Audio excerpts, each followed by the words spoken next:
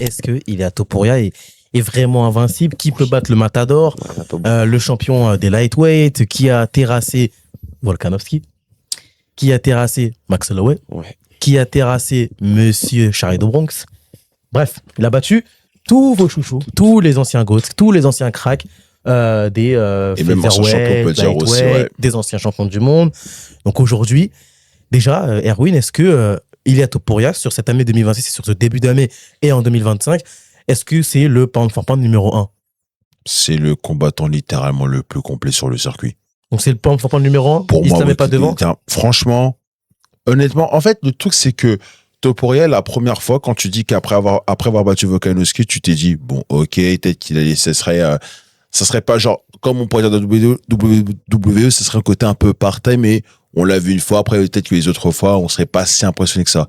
Mais quand tu vois que le mec, il est littéralement complet, et je pense que Timothée le dira autant que moi, que ça soit au niveau du sol, que ça soit au niveau striking, j'ai rarement vu un mec aussi complet comme ça en si peu de temps.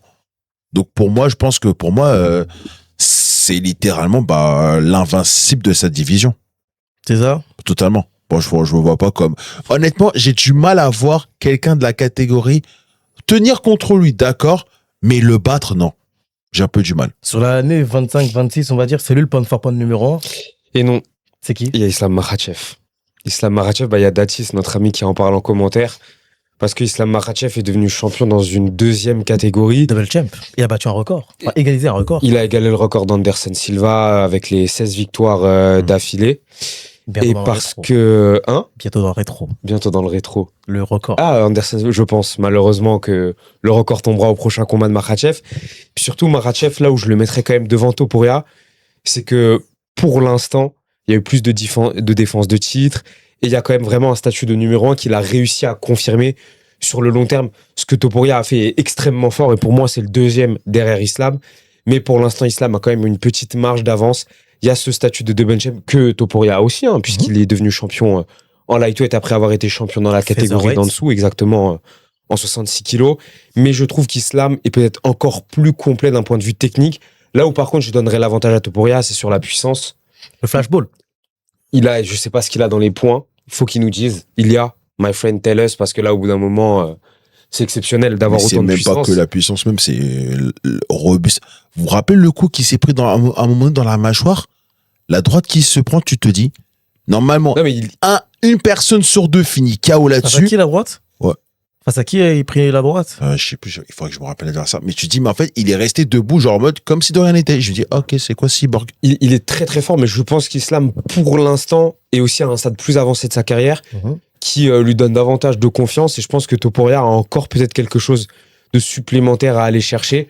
Dans le sens où, par exemple, Islam, là où pour moi je le mets devant sur cette année 2025, on va dire, c'est qu'Islam, il a éteint le débat en lightweight avant de monter en welter et d'avoir déjà quasiment éteint tous les débats, même si voilà, il lui faut encore une ou deux défenses de titre pour vraiment s'imposer comme le seul maître à bord en 77. Là où Topuria, on a quand même envie, on va le voir contre Gaethje, mais on a envie de le voir contre Tsarukyan, potentiellement, même si ce serait pas exceptionnel, mais peut-être une revanche contre Oliveira ou Holloway qui reste quand même parmi les noms les mieux classés en lightweight. Et je pense que Topuria a davantage à prouver encore à ce stade-là de sa carrière. Comment tu juges, toi, l'évolution d'Ilia Topuria jusqu'à avoir remporté le titre des featherweight et avoir remporté le titre des lightweight? Impressionnant. Je veux dire que, comme j'ai dit, c'est en fait, moi, ce qui me choque, c'est la façon dont il l'a fait et qu'il a dominé ces catégories-là en si peu de temps. Parce que si on doit compter à peu près, ça a été quoi, sur à peu près 1 an qu'il a vraiment dominé ces deux catégories-là. Donc au final, pour quelqu'un on rappelle qu'on n'attendait pas forcément à ce niveau-là, c'est plus que réussi. Et en fait, là, moi, la question que je me pose là maintenant, c'est où est-ce qu'il peut s'arrêter? Parce que là, j'ai l'impression qu'il est en train d'atteindre un certain level de performance extraordinaire. Mais là, après, en fait, qu'est-ce qu'on fait de lui à la fin? Est-ce qu'il doit encore monter une autre catégorie? Il n'est pas encore à son prime? Pas du tout. Il est encore loin de son prime pour toi? Ouais, pour moi, il est encore loin. J'ai l'impression qu'il a encore quelque... En fait, j'ai même encore l'impression que il nous a pas encore tout dévoilé. J'ai même me dire, franchement, en vrai, je pense qu'il pourrait encore plus nous surprendre ce qu'il pourrait faire d'habitude. Il n'est pas à son prime? Il est à son prime, mais je suis d'accord avec Erwin. Je pense qu'on n'a pas tout vu, notamment sa lutte et son sol Je pense que, comme on le voit jamais aller au sol parce que soit les gens n'y arrivent pas, soit le combat se termine parce que justement il a de la dynamite dans les poings. Je pense que sur le compartiment du sol et du grappling, il a beaucoup de choses encore à montrer. Il est très très complet, il est très très bon dans tous ces volets-là du MMA. Donc je pense que c'est surtout là qu'il peut nous choquer. En striking, à mon avis, on a vu toute sa panoplie. En tout cas, on a vu à quel point ça pouvait faire mal, et même face à une opposition d'élite, très clairement. Mais globalement, je pense que c'est vraiment le sol où il peut vraiment nous choquer en 2026. Contre Gaethje, je suis pas sûr que ce soit là où on tire le plus d'enseignements sur ce compartiment-là de son game.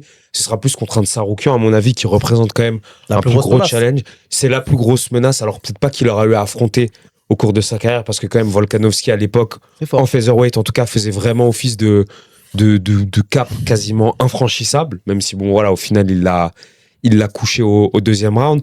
Mais Tsarukyan, pour moi, ça sera vraiment le révélateur de à quel niveau de progression est Ilia Topuria.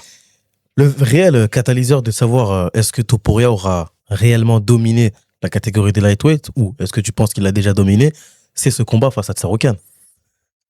Parce que tu crois que c'est contre Gaethje qu'on va voir le catalyseur? Ah non. On est bien d'accord. Je pense que... Parce que même si tu m'aurais dit que ça aurait été le Gaethje auparavant, j'aurais dit même pas. Parce qu'en fait, parce qu'on l'avait fait lors du débrief du match de Gaethje, il a ce côté un peu trop bagarreur, ce qui fait que tu n'es pas assez dans le côté... Tu n'exploites pas assez le côté stratégique comme le ferait Topuria. Et ça, Topuria, franchement, on va être 2 secondes, hein. Ça va se terminer au bout de 2 rounds et tout le monde va te dire merci, au revoir, quoi. Parce qu'honnêtement, je ne vois... Alors, peut-être on peut nous faire mentir, on sait jamais, hein. On sait jamais, c'est le MMA. Parce qu'on l'a vu, on s'est dit, bon, Pimblett allait choquer face à Gaethje, au final, on va pas rappeler ce qui s'est passé. Mais, pour moi, je ne vois pas comment Gaethje pourrait vaincre Topuria aujourd'hui. Et est-ce que toi, tu vois un Arman Tsarukyan le mettre en difficulté? Le mettre en profond, normalement, on en avait parlé. C'est celui qui se rapproche le plus, et même, c'est même celui que, comme il avait dit Timo la dernière fois, c'est celui qui serait capable aussi de le battre, mais Topuria est aussi capable de battre Tsarukyan derrière. Mais Tsarukyan, il le battrait comment? Parce qu'il ne le mettra pas KO. Donc c'est soumission, quoi. Ou domination sur les 5 rounds. Je pense que ce serait domination sur les 5 rounds, ouais. Genre, je vois bien, aller 5 rounds, genre en mode 1-3-2 pour Topuria, mais vraiment très léger. Donc il faut pas qu'il prenne 2 coups, quoi. C'est ça, voilà. C'est ça? Tsarukyan, est-ce que c'est vraiment la seule menace, en tout cas chez les lightweight, qui peut mettre en difficulté, mettre en eau profonde ou battre Topuria? Chez les lightweight, assurément. Il n'y a aucun 70 kilos sur la planète, en tout cas à l'UFC, qui puisse mettre en difficulté Ilia Topuria. Je pense que Tsarukyan le peut, parce qu'il a quand même un très bon striking qui s'est énormément amélioré. On l'avait vu notamment face à Charles Oliveira lors de l'UFC 300. Et puis, il a quand même une défense de soumission extrêmement efficace, Arman Tsarukyan. Et surtout, il a une lutte très puissante qui pourrait mettre pour le coup en difficulté Topuria. Et surtout, dernier argument, je pense que Tsarukyan n'aura pas peur d'aller au sol avec Topuria, n'aura pas peur de jouer cette carte-là, parce qu'en striking, à mon avis, il va prendre une alerte, il va se rendre compte que malgré tout, même s'il a un très bon striking, le striking de Topuria, ça reste quand même une arme de destruction massive. Mais je pense que Tsarukyan a suffisamment confiance en son sol, et à juste titre, parce que jusque-là, ça a vraiment été extrêmement dangereux comme arme de la part de l'Arménien. Et je pense qu'il amènera Topuria au sol. Et là, justement, on pourra voir cette part un peu plus énigmatique du jeu de Topuria et voir comment il répond aux défis. Mais à mon avis, il aura du mal à le terminer. Et même si c'est un combat qui va à la décision, je pense pas qu'il puisse avoir le dessus, même si c'est le plus gros challenge pour Topuria en 70 kilos. Tu le vois perdre, toi, un Topuria face à Tsarukyan ou... Non. Non. Donc, qui peut le battre, du coup? Islam Makhachev.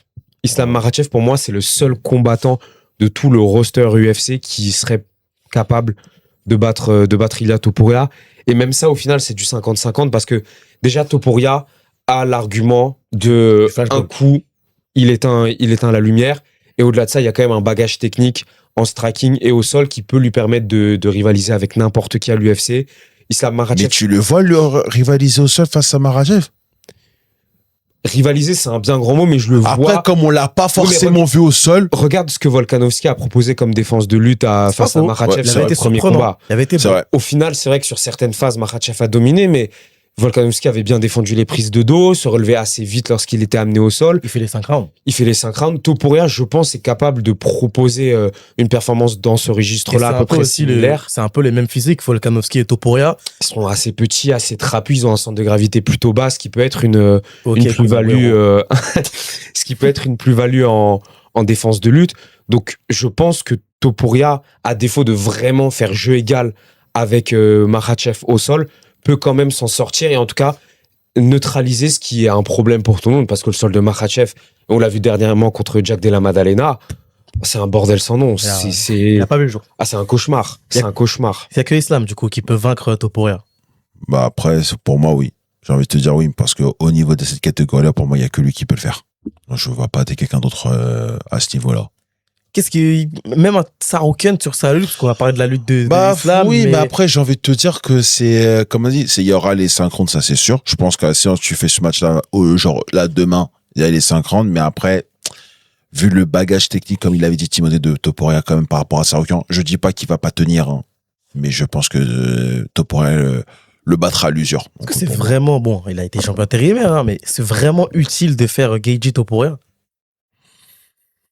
Que c'est pas mieux de faire direct, Maison Blanche, Topuria contre le problème, c'est que t'es un peu obligatoire parce qu'à partir du moment que t'as eu Gaethje contre Pimblet et le vainqueur devait affronter Topuria quoi qu'il arrive. Donc à la fin, parce que en fait, on a ce débat-là parce que Gaethje a battu Pimblet. Si ça avait été l'inverse, mais on n'aurait rien dit. On n'aurait rien dit. Je pense d'ailleurs que c'était pas dans les plans de l'UFC que Gaethje. Et je pense dans leur tête, ils se sont tous dit. Pimblet, il va battre Gaethje. On s'est tous dit ça. Et au final, on a eu la surprise comment ça s'est terminé. Donc, en fait, c'est surtout que je pense, dans l'esprit de Dana, lui voulait que ce soit Pimblet qui remporte le combat. Totalement. Parce qu'un combat entre les deux aurait davantage vendu. Il y a un antagonisme entre les deux depuis maintenant 4 ans quasiment. Je crois que c'était à l'UFC London en 2022, en mars 2022. Les deux étaient sur la carte, même si voilà, à l'époque, Topuria était un prospect plus qu'une star établie. Bon, au final, 4 ans plus tard, on voit... qui est voilà. Et qui est encore un contender. Mais il y avait voilà beaucoup d'échauffourées entre les deux et c'est un antagonisme qui s'était prolongé même à l'UFC 282. C'était la dernière carte de l'année 2022 où les deux aussi combattaient et il y avait encore eu voilà ça s'était un petit peu provoqué en conférence de presse et à l'époque voilà déjà on disait ça pourrait être intéressant d'avoir un combat entre les deux et au final je pense que l'UFC misait sur le fait de pouvoir restaurer un petit peu cette rivalité qui est réelle, hein, les deux se détestent, avec en plus le premier combat de Topuria en 2026, le premier title shot de Pimblet quand même, qui est une rockstar et on sait à quel point l'UFC mise aussi sur lui. Et malheureusement, pour eux, en tout cas d'un point de vue business, Gaethje Topuria, ce sera le combat annoncé pour la ceinture UFC. C'est un combat qui vendra quand même. Ce serait quoi? On parle de Justin Gaethje, on parle d'un potentiel retour à l'UFC Maison Blanche. Ouais. Pour Topuria. J'aurais bien aimé un Maison Blanche avec Saroukan, mais bon. Ça se fera. Je pense qu'il y a un monde où ils le font du coup parce que ce sera le 4 juillet à la Maison Blanche. Il y a un monde où ils le font au Madison Square Garden pour le pay-per-view de novembre. C'est pas impossible. Ah, c'est sérieux un peu comme timing. Hein. Ouais, mais 4 mois, ça te laisse le temps quand même. Ouais, parce que ça veut dire que Topuria, bon, il sort du frigo pendant 2 jours, quoi. Il faut que tout s'enchaîne. Par contre, c'est ça le truc. C'est une question de calcul, mais c'est une projection qui peut s'entendre, mais après voilà, ça reste de la fiction, on va dire. On a très peu de temps, donc le sujet du GOAT, on va le garder pour la semaine prochaine. Ouais, on va bien le préparer. Bien sûr. Bien le préparer. Voilà, j'ai envie de savoir exactement. Qui va chier sur Khabib. Datis a raison.